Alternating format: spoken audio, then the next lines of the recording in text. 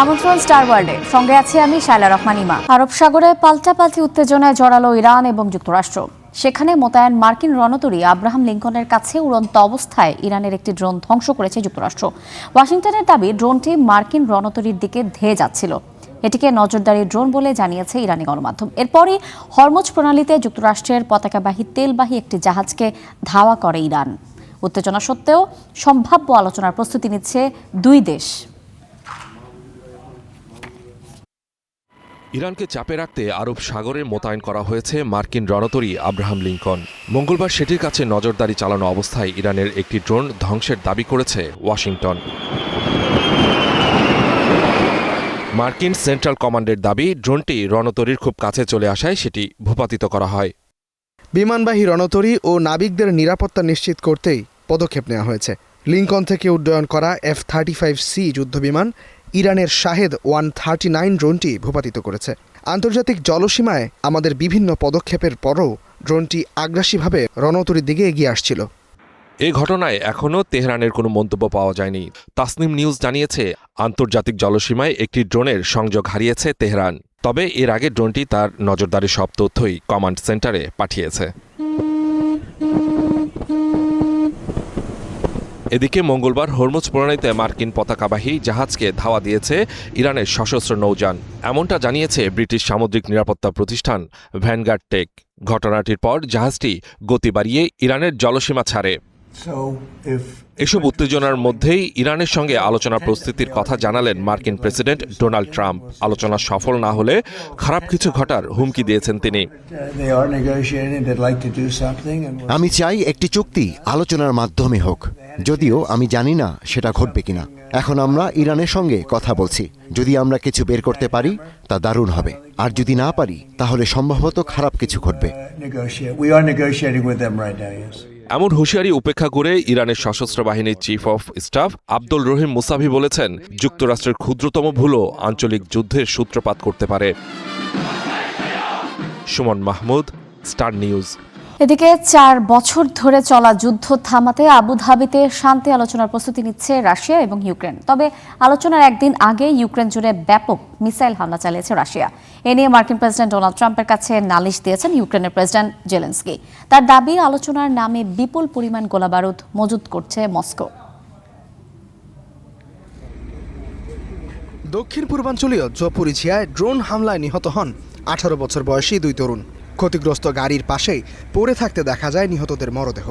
শান্তি আলোচনার একদিন আগেই ইউক্রেনের বিভিন্ন অঞ্চলে এমন হামলা চালায় রাশিয়া। যুক্তরাষ্ট্রের মধ্যস্থতায় জ্বালানি অবকাঠামোতে হামলা বন্ধের যে সমঝোতা হয়েছিল তা ভেঙে রাতভর রাশিয়ার হামলার অভিযোগ করেছেন ইউক্রেনের প্রেসিডেন্ট ভলোদিমির জেলেনস্কি।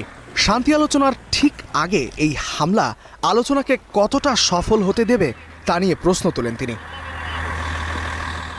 জেলেনস্কির দাবি, যুদ্ধবিরতির সুযোগ নিয়ে রাশিয়া অস্ত্র ও গোলাবারুদ মজুত করেছে।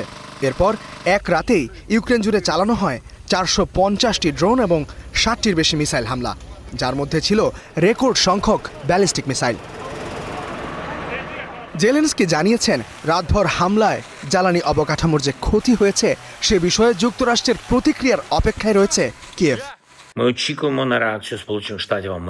আমরা রাশিয়ার হামলার বিষয়ে যুক্তরাষ্ট্রের প্রতিক্রিয়া প্রত্যাশা করছি। শীতের সময় হামলা বন্ধের প্রস্তাবটি যুক্তরাষ্ট্রই দিয়েছিল, যা ব্যক্তিগতভাবে প্রেসিডেন্ট ডোনাল্ড ট্রাম্প করেছিলেন। আমরা দেখছি রাশিয়া এই অনুরোধের জবাবে রেকর্ড সংখ্যক ব্যালিস্টিক অস্ত্র ব্যবহার করেছে। হোয়াইট হাউস জানিয়েছে, এই হামলায় বিস্মিত নন মার্কিন প্রেসিডেন্ট ডোনাল্ড ট্রাম্প। হ্যাঁ, আমি আজ সকালে এই ব্যাপারে প্রেসিডেন্টের সাথে কথা বলেছি, আর দুর্ভাগ্যবশত তার প্রতিক্রিয়া ছিল একেবারেই স্বাভাবিক। আবুধাবিতে শান্তি আলোচনার প্রস্তুতির মধ্যেই রাশিয়ার এই হামলার পর যুদ্ধবিরতি নিয়ে আলোচনায় কোনো সমঝোতা আসে কিনা সেই দিকেই নজর আন্তর্জাতিক মহলের। ইস্তেহাদুল মাহমুদ, স্টার নিউজ।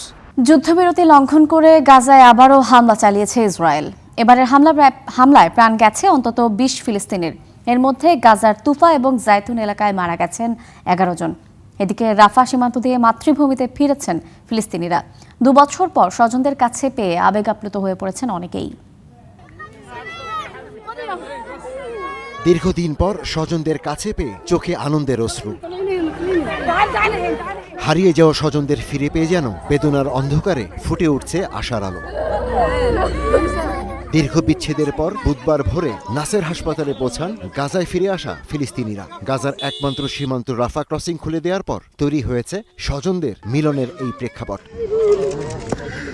2 বছর পর নানা ভোগান্তি পেরিয়ে নিরাপদে ফিরে এসে আবেগাপ্লুত হয়ে পড়েন অনেকেই। আমি আমার পরিস্থিতি বিশ্বাসই করতে পারছি না। নিজের পরিবার, স্বজন, ছেলে মেয়ে, প্রিয়জন ও স্বামীর মাঝে আছি। এটা যেন এখনো বিশ্বাস হচ্ছে না। আজ 2 বছর পর আমি আমার সন্তানদের সাথে দেখা করলাম। আল্লাহর কৃতজ্ঞতা যে আমি তাদের দেখতে পেরেছি এবং তারা নিরাপদ আছে তাও দেখেছি। মিশরের পক্ষের ভাইদের জন্য আল্লাহর কৃতজ্ঞতা, তারা তাদের সবচেয়ে সুন্দর ও আন্তরিকভাবে স্বাগত জানিয়েছে এবং যত্ন নিয়েছে। 2023 সালের অক্টোবরে যুদ্ধ শুরুর পর থেকেই বন্ধ ছিল রাফা সীমান্ত। বিশেষ করে মিশর সহ মধ্যপ্রাচ্যের দেশগুলোর সাথে ফিলিস্তিনিদের যোগাযোগের এই একটাই পথ। এই পথ খোলার অপেক্ষায় ছিলেন প্রায় 20,000 অসুস্থ ফিলিস্তিনি। গাজায় প্রবেশের অপেক্ষায় ছিলেন হাজারো মানুষ, যারা যুদ্ধের পর দেশ ছেড়েছিলেন। তবে মঙ্গলবার পর্যন্ত মাত্র 3 জন নারী ও 9 জন শিশু প্রবেশ করতে সক্ষম হন। বাকিরা নিরাপত্তা ছাড়পত্রের অপেক্ষায় আটকে আছেন। এসবের মধ্যেই যুদ্ধবিরতি লঙ্ঘন করে গাজার তুফা এবং জয়তুনে আবারও হামলা চালিয়েছে তেল আবিব। এতে কমপক্ষে 20 ফিলিস্তিনি নিহত হয়েছে, আহত হয়েছে বহু। গাজার পাশাপাশি পশ্চিম তীরের জেরিকো অঞ্চলেও ইসরায়েলি অভিযানে বেশ কয়েকজন ফিলিস্তিনি হতাহত হয়েছেন। এ নিয়ে অক্টোবর 2023 থেকে ইসরায়েলি বর্বরতায় ৭১,৮০০-র বেশি ফিলিস্তিনির মৃত্যু হয়েছে। Ishtiaq Hossain, star news. সাবেক প্রেসিডেন্ট নিকোলাস মাদুরো এবং তার স্ত্রী সিলিয়া ফ্লোরেসের মুক্তির দাবিতে ভেনেজুয়েলার রাজধানী কারাকাসে বিক্ষোভ সমাবেশে যোগ দিয়েছেন হাজারো মানুষ। মঙ্গলবার যুক্তরাষ্ট্রের সামরিক অভিযানে মাদুরো দম্পতির আটক হবার মাস পূর্তি উপলক্ষে এই প্রতিবাদ বিক্ষোভের আয়োজন করে ক্ষমতাসীন সমাজতান্ত্রিক দল পিএসইউভি। বিক্ষোভকারীরা মাদুরোর ছবি হাতে স্লোগান দেয়। সমাবেশে মাদুরোর ছেলে বলেন, এটি দেশের সার্বভৌমত্বের উপর আঘাত। বর্তমানে মাদুরো এবং ফ্লোরেস যুক্তরাষ্ট্রের একটি ফেডারেল কারাগারে আটক রয়েছেন। মাদুরো এবং ফ্লোরেসের মুক্তির দাবিতে সরকারকে চাপ দিতে রাস্তায় নামার কথা জানান আন্দোলনকারীরা। টানা 3 দিনের সন্ত্রাস বিরোধী অভিযানে পাকিস্তানের বালুচিস্তানে অন্তত 197 জন সদস্য নিহত হয়েছেন। একই সময়ে অভিযানের দায়িত্ব পালনকালে প্রাণ হারিয়েছেন কমপক্ষে 22 জন পাকিস্তানি সেনা। এছাড়া উভয় পক্ষের সংঘর্ষে শিশুসহ 36 জন বেসামরিক নাগরিক নিহত হয়েছেন। সব মিলিয়ে এই সহিংসতায় মৃত্যুর সংখ্যা 255 জনে দাঁড়িয়েছে। বালুচিস্তানের বিভিন্ন স্থানে হামলার তীব্র নিন্দা জানিয়েছে জাতিসংঘ। একই সঙ্গে আন্তর্জাতিক আইন অনুযায়ী সন্ত্রাস দমনে পাকিস্তানের সঙ্গে সক্রিয়ভাবে সহযোগিতা করতে সব রাষ্ট্রের প্রতি আহ্বান জানিয়েছে সংস্থাটি। ব্রাজিলের উত্তর পূর্বাঞ্চলের আলাগোয়াস রাজ্যের সাও জোসে দা তাপেরা এলাকায় তীর্থযাত্রী বহনকারী একটি বাস উল্টে অন্তত 15 জন নিহত হয়েছে বলে জানিয়েছে রাজ্য সরকার। বাসটিতে প্রায় 60 জন যাত্রী ছিলেন। স্থানীয় গণমাধ্যম গ্লোবার প্রতিবেদনে বলা হয়েছে, নিহতদের মধ্যে 5 জন পুরুষ, 7 জন নারী এবং 3টি শিশু রয়েছে। আহতদের উদ্ধার করে আশপাশের বিভিন্ন হাসপাতালে ভর্তি করা হয়েছে। প্রতিবেদন অনুযায়ী যাত্রীরা জুয়াজেইরো দো নর্তেতে আওয়ার লেডি অফ কান্ডেইয়াসের তীর্থযাত্রা শেষে আলাগোয়াসে ফিরছিলেন। বৈরী আবহাওয়ার সাথে লড়ছে পুরো বিশ্ব। ভারী বৃষ্টিতে নাকাল মরক্কো, কলম্বিয়ায় ভূমিধস, স্পেনে আঘাত হেনেছে ঘূর্ণিঝড় লিওনার্দো, আর তীব্র শীতের সাথে লড়ছে জার্মান এবং যুক্তরাষ্ট্র। যুক্তরাষ্ট্রের ফ্লোরিডায় তীব্র শীত এবং তুষারপাতে জনজীবন বিপর্যস্ত হয়ে পড়েছে। অঙ্গরাজ্যটির উপকূল রেখা মানুষের পাশাপাশি ঝুঁকিতে সরীসৃপ এবং উভচর প্রাণীরাও। মুমূর্ষু অবস্থায় পার্কে এবং ফুটপাতে পড়ে থাকতে দেখা গেছে ইগুয়ানা। প্রাণীবিজ্ঞানীরা বলছেন, সাময়িকভাবে পেশি নিয়ন্ত্রণ হারিয়ে ফেলেছে তারা, ফলে গাছ থেকে মাটিতে পড়ে গেছে ইগুয়ানাগুলো।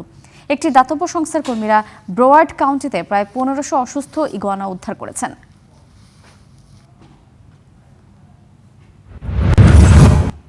তীব্র শীতে জার্মানির ফ্রাঙ্কফুর্ট বিমানবন্দরে বাতিল হয়েছে বহু ফ্লাইট। কিছু বিমানকে অন্য বিমানবন্দরে পাঠানো হয়েছে। কর্তৃপক্ষ জানিয়েছে, রানওয়েতে ভারী তুষারের কারণে বিমানের অবতরণ ঝুঁকিপূর্ণ হয়ে পড়েছে। সড়কেও বেড়েছে দুর্ঘটনা। উত্তর পশ্চিম এবং দক্ষিণ পশ্চিম জার্মানিতে আবহাওয়া সংক্রান্ত সতর্কতা জারি করা হয়েছে। বলা হয়েছে, এসব অঞ্চলে তুষারপাত, শিলাবৃষ্টি এবং তীব্র বাতাস ছড়িয়ে পড়ছে। স্পেনের দক্ষিণে আইবেরিয়ান উপদ্বীপে আঘাত হেনেছে শক্তিশালী ঝড় লিওনার্দো। এর প্রভাবে 24 ঘন্টায় 2 থেকে 250 মিলিমিটার পর্যন্ত বৃষ্টিপাত হচ্ছে, যা 40 বছরের মধ্যে শীতকালের সর্বোচ্চ বৃষ্টিপাতের রেকর্ড। এতে ভয়াবহ বন্যার ঝুঁকির জন্য সতর্কতা জারি করা হয়েছে। ক্ষয়ক্ষতি এড়াতে আন্দালুসিয়ার বন্যাপ্রবণ এলাকার 3000 মানুষকে সরিয়ে নিয়েছে কর্তৃপক্ষ। বন্ধ আছে শিক্ষা প্রতিষ্ঠান। বাসিন্দাদেরকে অপ্রয়োজনীয় ভ্রমণ এড়াতে অনুরোধ করা হয়েছে। কলম্বিয়ার সান্তা মার্তায় ভারী বৃষ্টিতে ভূমিধসে 3 জনের মৃত্যু হয়েছে। কর্তৃপক্ষ জানিয়েছে কাদামাটিতে ক্ষতিগ্রস্ত হয়েছে অর্ধশত ঘরবাড়ি। বৃষ্টিপাতে দেশব্যাপী প্রায় 10,000 পরিবার ক্ষতিগ্রস্ত হয়েছে। সান জর্জ নদী উপচে পড়ায় পানিবন্দী হাজার হাজার বাসিন্দা।